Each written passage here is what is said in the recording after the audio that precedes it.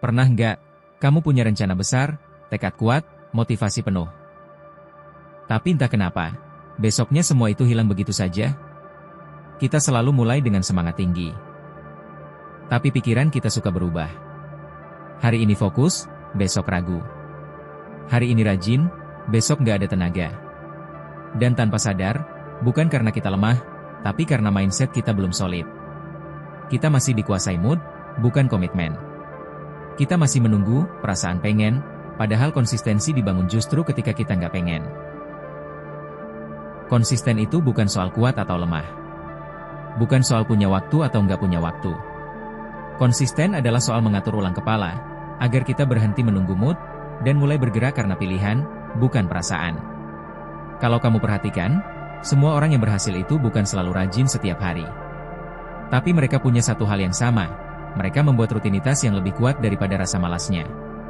Mereka tahu akan ada hari berat, tapi mereka juga tahu kalau berhenti sehari, akan membuat mereka kembali ke titik awal. Coba pikir begini, konsisten bukan tentang melakukan banyak hal, tapi melakukan satu hal kecil, yang kamu ulang tanpa drama. Satu langkah dijaga setiap hari, itu jauh lebih kuat daripada 10 langkah yang cuma dilakukan saat semangat naik.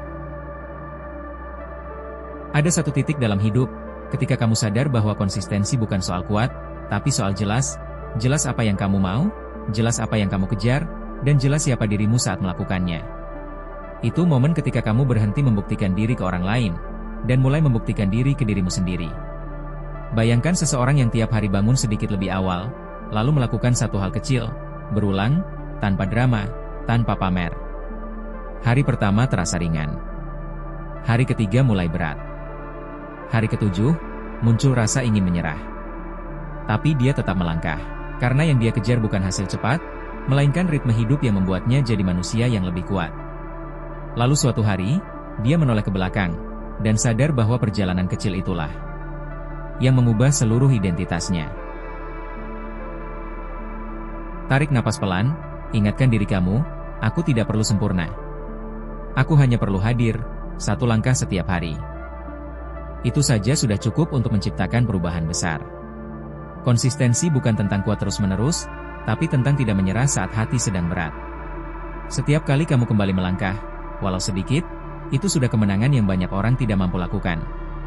Kalau suara ini menenangkan kamu, tetap temani perjalananmu setiap malam.